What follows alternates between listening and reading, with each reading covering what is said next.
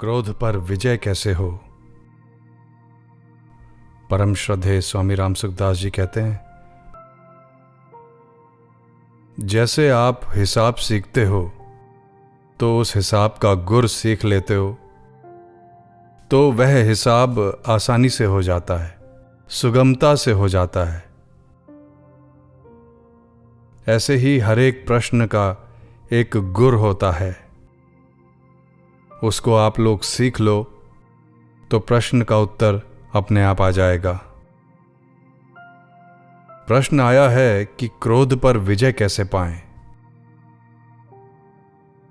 तो क्रोध पैदा किससे होता है?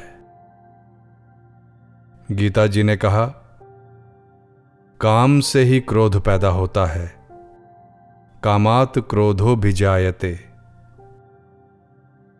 वह काम, कामना क्या है? मनुष्य ने यह समझ रखा है कि धन, संपत्ति, वैभव आदि की कामना होती है। यह सब भी कामना है, पर मूल असली कामना क्या है? ऐसा होना चाहिए और ऐसा नहीं होना चाहिए, यह जो भीतर की भावना है, इसका नाम कामना है। आप पहले यह पकड़ लेते हो कि ऐसा होना चाहिए और वो नहीं होगा तो क्रोध आ जाएगा। ऐसा नहीं होना चाहिए और कोई वैसा करेगा या उसके विपरीत कहेगा तो क्रोध आ जाएगा। ऐसा होना चाहिए और ऐसा नहीं होना चाहिए, यही क्रोध का खास कारण है। ऐसा होना चाहिए और ऐसा नहीं होना चाहिए, इस कामना में कोई फायदा नहीं है, क्योंकि दुनिया मात्र हमसे पूछकर करेगी क्या? हमारे मन के अनुसार करेगी क्या? अगर अपनी स्त्री, अपने पुत्र, अपने नौकर आदि से चाहते हैं कि ये हमारा कहना करें, तो क्या उनके मन नहीं है? क्या उनकी कोई धारणा नहीं है? क्या उनकी कोई कामना, चाहना नहीं है? ऐसा करूं और ऐसा न करूं, ऐसा उनके मन में नहीं है क्या? अगर उनका मन इससे रहित है, तब तो आप कहें वैसा वे कर दें, पर उनके मन में भी तो ऐसा करूं और ऐसा ना करूं, ये दो बातें पड़ी हैं, तो वे आपकी ही कैसे मान लें? आपकी ही वे मान लें तो फिर आप भी उनकी मान लो। जब आप भी उनकी मानने के लिए तैयार नहीं हैं, तो फिर अपनी बात मनवाने का आपको क्या अधिकार है? इसलिए ऐसा होना चाहिए और ऐसा नहीं होना चाहिए, यह भाव मन में आ जाए तो ये ऐसा ही करें, अपना यह आग्रह छोड़ दो। इस आग्रह में अपना अभिमान, अर्थात मैं बड़ा हूं, इनको मेरी बात माननी चाहिए, यह बड़प्पन का अभिमान ही खास कारण है। और वैसा ना करने से अभिमान ही क्रोध रूप से हो जाता है। अगर आप शांति चाहते हो तो अभिमान को हटाओ, क्योंकि अभिमान संपूर्ण आसुरी संपत्ति का मूल है। अभिमान रूप बहड़िया की छाया में आसुरी संपत्ति रूप कलयुग रहता है। आसुरी संपत्ति के क्रोध, लोभ, मोह, मद, ईर्ष्या, दंभ, पाखंड आदि जितने अवगुण हैं, वे सब अभिमान के आश्रित रहते हैं, क्योंकि अभिमान उनका राजा है। उसको आप छोड़ते नहीं तो क्रोध कैसे छूट जाएगा? इसलिए उस अभिमान को छोड़ दो। छोड़ने का उपाय क्या है? जो लोग आपका कहना नहीं करते वे तो आपके अभिमान को दूर करते हैं, और जो आपके कहे अनुसार करते हैं वे आपके अभिमान को पुष्ट करते हैं। ये बात आपको जंचती है कि नहीं? जो आपके कहे अनुसार नहीं करते वे आपका जितना उपकार करते हैं, जितना हित करते हैं, कहना करने वाले उतना उपकार हित नहीं करते। अगर आप अपना हित चाहते हो तो आपके अभिमान में जितनी टक्कर लगे उतनी ही बढ़िया है। अर्थात वे कहना ना करें उतना ही बढ़िया है। कहना न करने में आपके लाभ है, हानि नहीं है। अभिमान पुष्ट करने के लिए वे बढ़िया हैं जो आपके कहे अनुसार करते हैं, परंतु आपका अभिमान दूर करने के लिए वे बढ़िया हैं जो कहना नहीं करते हैं। इसलिए आपको तो उनका उपकार मानना चाहिए कि वास्तव में हमारा हित इस बात में है। यद्यपि वे जानबूझकर हित नहीं करते हैं कि भाई तुम्हारा अभिमान दूर हो जाए, इसलिए हम आपका कहना नहीं करेंगे, फिर भी आपको तो फायदा हो ही रहा है। वे आपके अभिमान को दृढ़ नहीं कर रहे हैं, अर्थात आपका अभिमान दृढ़ नहीं हो रहा है। आप अपना हित चाहते हो कि अहित चाहते हो? कल्याण चाहते हो कि पतन चाहते हो? अगर आप कल्याण चाहते हो तो कल्याण आपका निरभिमान होने से है, और निरभिमान आप तभी होंगे जब आपका कहना कोई नहीं मानेगा। अगर कहना मानता रहेगा तो आपका कहना सब जगह डटा रहेगा, और यही अभिमान है, यही आसुरी संपत्ति है। दंभो दर्पोभिमानश्च क्रोधः। तो जो आपका कहना नहीं मानते वे आप पर बड़ी भारी कृपा कर रहे हैं। आपकी आसुरी संपत्ति हटाकर आप में दैवी संपत्ति ला रहे हैं। अब प्रश्न आया है कि कहना नहीं मानने से तो बालक उद्दंड हो जाएंगे। आपका कहना मानने से आप अभिमानी हो जाएंगे, और आपका कहना नहीं मानने से तो वे उद्दंड हो जाएंगे। इन दोनों पर गहरा विचार करो।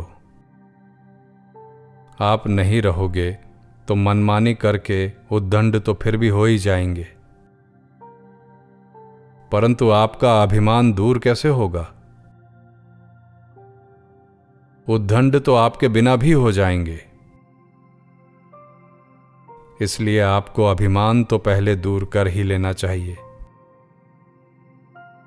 दूसरी बात यह है कि आप उन पर रौब नहीं जमाओगे तो आपकी सौम्य अवस्था और निर्भिमान अवस्था का असर उन पर पड़ेगा, जिससे वे उद्दंड नहीं होंगे, ठीक हो जाएंगे।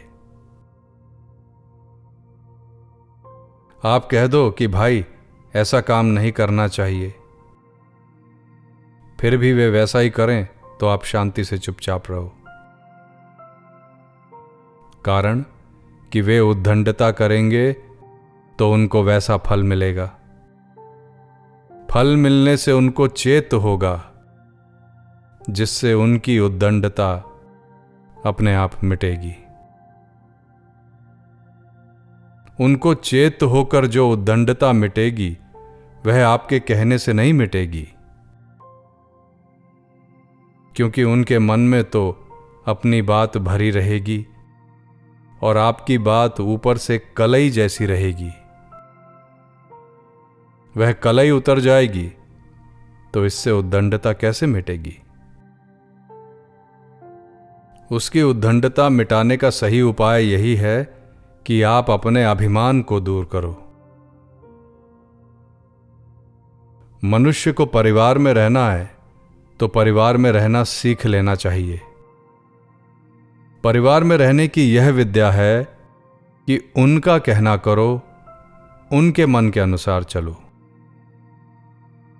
अपना जो कर्तव्य है उसका तो पालन करो और उनकी प्रसन्नता लो। परिवार में रहना क्या है? आपके कर्तव्य का आप पर दायित्व है। आपका कर्तव्य क्या है? स्त्री माने न माने, पुत्र माने न माने, भाई माने न माने, माँ बाप माने न माने, भौजाई और भतीजे माने न माने, आप अपने कर्तव्य का ठीक तरह पालन करें।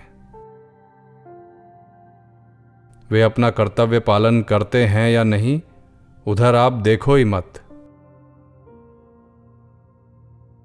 क्योंकि जब आप उनके कर्तव्य को देखते हो कि ये उद्दंड न हो जाएं, ऐसे समय में आप अपने कर्तव्य से च्युत ही हैं। आप अपने कर्तव्य से गिरते हो, क्योंकि आपको दूसरों का अवगुण देखने के लिए कर्तव्य कहाँ बताया है। शास्त्रों में कहीं भी यह नहीं बताया है कि दूसरों का अवगुण देखा करो, बल्कि यह बताया है कि संसार गुण दोषमय है। सुनहु तात मायाकृत गुण अरु दोष अनेक, गुण यह उभव न देखहि, देखी ही सो अभिवेक। मानस।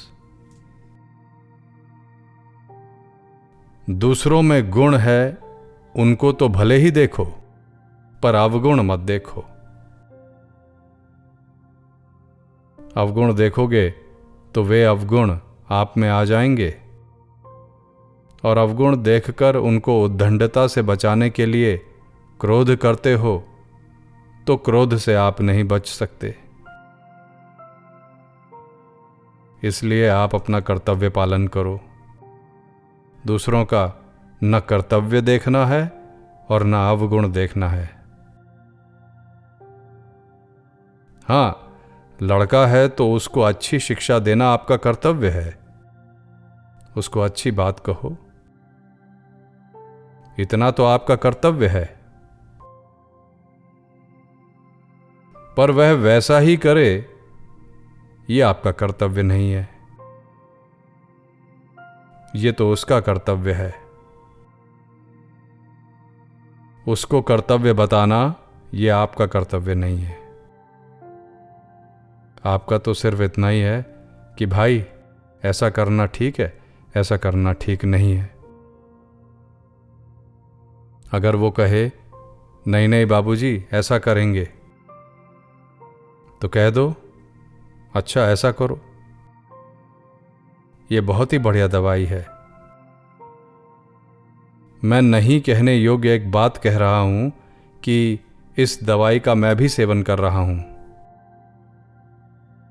आपको जो दवाई बताई यह बहुत बढ़िया दवाई है। आप कहो ऐसा करो, और अगर वो कहे नहीं हम तो ऐसा करेंगे, अच्छा ठीक है ऐसा करो। रजब रोस न कीजिए, कोई कहे क्यों ही, हंसकर उत्तर दीजिए हां बाबा जी यूं ही। अन्याय हो, पाप हो तो उसको अपने स्वीकार नहीं करेंगे। हमने तो शास्त्र के अनुसार बात कह दी और वे नहीं मानते, तो शास्त्र क्या कहता है? क्या उनके साथ लड़ाई करो या उन पर रौब जमाओ? आपका तो केवल कहने का अधिकार है। कर्मण्येवाधिकारस्ते। और वे ऐसा ही मान लें, यह फल है, आपका अधिकार नहीं है। मां फलेषु कदाचन। कर्तव्य तो आपका कहना ही था, उनसे वैसा करा लेना आपका कर्तव्य थोड़ी है। वैसा करे यह कर्तव्य उनका है। हमको तो कर्तव्य समझा देना है। उसने कर्तव्य पालन कर लिया तो आपके कल्याण में कोई बाधा नहीं, और वह नहीं करेगा तो उसका नुकसान है, आपके तो नुकसान है नहीं, क्योंकि आपने तो हित की बात कह दी।